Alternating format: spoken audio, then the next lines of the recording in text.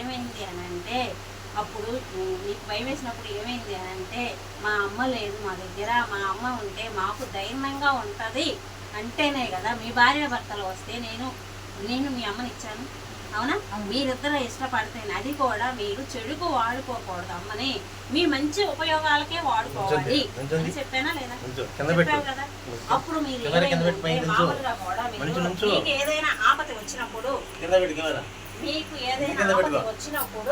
అమ్మ కావాలి అని మీరు అడిగారా లేదా? మీ మనసులకు మీ భార్య భర్తలు అడుక్కున్నారా లేదా? నేనేమని ఇచ్చానంటే ఇక్కడ అమ్మని మీరు ఏదో అన్నారు కదా, అవని ఒక పండగ వస్తుంది మీకు, ఆ పండగ వచ్చినప్పుడు నేను చేసుకుంటాను నాన్నగారు, ఆ పండగ కంపల్సరీ కావాలి అన్నారా లేదా?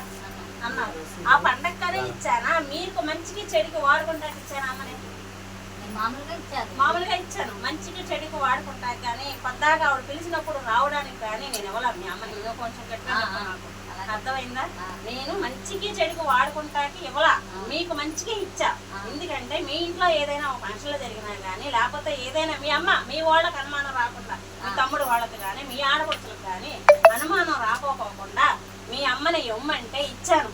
కానీ ఏమన్నారు అని అంటే, నన్ను మీరేమన్నారంటే, నాన్న ఎప్పుడు అమ్మ కావాల్సినప్పుడు వస్తుంది అని చెప్పారు, ఇప్పుడు అమ్మ రావడం లేదని మీరు ఒక సగం మనాది పెట్టుకున్నారు. మీరు మనాదే అంటే బాధ, మనాది అంటే మనాది కాదు బాధ.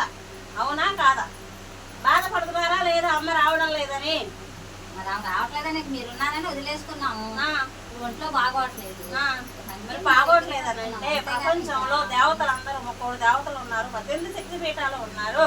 వాళ్ళందరినీ తీసుకుపోయినప్పుడు నన్ను ఫస్ట్ లో మీ వాళ్ళు బాగోలేదు, నాకు బాగోలేదు, ఎక్కడికి వెళ్ళినా కానీ నాకు బాగోవడం లేదు అంటేనే కదా నేను 2 వారాలు 3 వారాలు తిరిగిన తర్వాత నీలో ఒక శక్తి ఉంటే, చేతపడి చేసింది ఉంటే 10,000 రూపాయలు కట్టించుకొని నేను ఆ చేతపడిన నయం చేశానా లేదా? చేసిన తర్వాతే కదా ఏమైనా బయటపడింది. మీ అమ్మ వీరల వెంకమ్మ బయటపడింది ఆ తర్వాతే కదా, అంతకుముందు లేదు. ఆవిడ రాలా, సమ్మక్క రాలా. నీకు అప్పుడు సమ్మక్క కూడా వచ్చేది, సమ్మక్క వచ్చేది, వీరల వెంకమ్మ వచ్చేది, ఆ చేతపడడం కూడా వచ్చేది. అవునా? నేనేం చేశానంటే ఆ చేతపడిని తీసేసిన తర్వాత వీళ్ళిద్దరు బయటపడ్డారు. ఎవరు? సమ్మక్క, వీరల వెంకమ్మ తల్లి బయటపడ్డారు. ఆ తర్వాత 9 వారాలు కాదు, సంవత్సరం తిరిగావు నా దగ్గరికి. సంవత్సరం తిరిగావా లేదా? చేతపడి బాగు చేయించుకున్న తర్వాత తిరిగావు కదా. సంవత్సరం తిరిగిన తర్వాత నా కుటుంబం బాగానే ఉంది నాన్న, ఈ రోజు మీ దయ వల్ల బాగుంది అన్నావా లేదా? అన్నావు కదా. అన్న తర్వాత తిరుగుతా మళ్ళీ మీ పాప కనపడటం లేదు, మా పాప రావడం లేదు మా ఇంటికి, మాకు మనాది వేస్తుంది, వాళ్ళిద్దరి మధ్యలో గొడవలు వస్తున్నాయి, అత్త మామ కూడా టార్చర్ పడుతున్నారు నాన్న, నా కూతురు నా ఇంటికి రప్పిస్తే నాకేం అవసరం లేదు, నాకు కావాలి అన్నారు. అవునా కదా? దానికోసం కూడా వారాలు తిరిగావా లేదా? కదా. తిరిగిన తర్వాత మీ అమ్మాయి ఫస్ట్ లో వచ్చింది, ఒక 10 రోజులు 15 రోజులు ఉంది.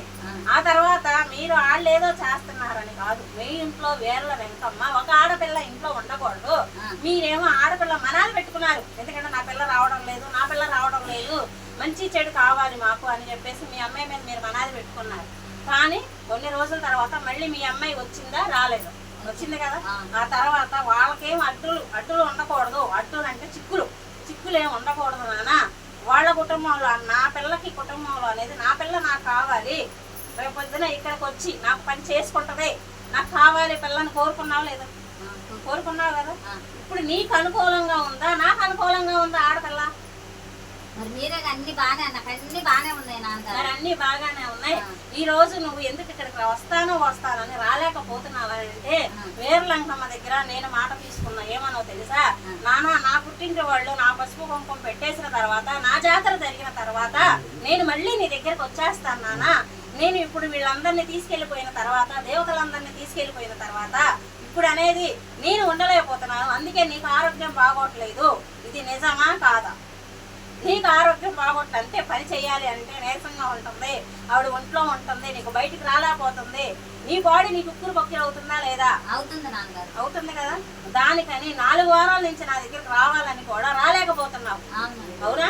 ఎందుకంటే ఇప్పుడు ఆవిడ ఏంటంటే మరి ఆయనకి కూడా బాగోట్లేదు. అందుకనే నీ కుటుంబంలో ఏమవుతుందంటే, నాన్నగారు నేను ఒక మనిషినే, నేను ఒక దయ్యాన్ని కాదు, నేను మనిషినే కాబట్టి, దేవతని అయ్యాను కాబట్టి ఆ ఇంటి ఆడపడుచుగా నేను వెళ్ళిపోవాలని నేను కోరుకుంటున్నాను.